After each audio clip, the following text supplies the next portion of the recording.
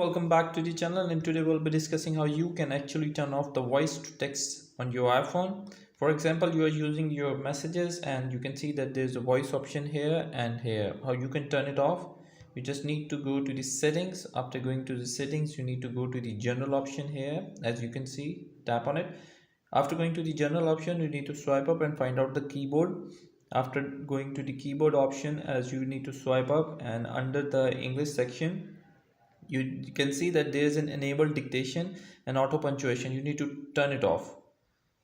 Okay, after turning it off, as you can see that now the voice message will not appear. So that's how you can easily turn off your voice to text on your iPhone and make your experience better. Thank you very much. I hope this video helped you out. If you still have anything to ask for any problem you're facing with your iPhone, just leave a comment. I'll try to make a video as soon as possible. Bye bye.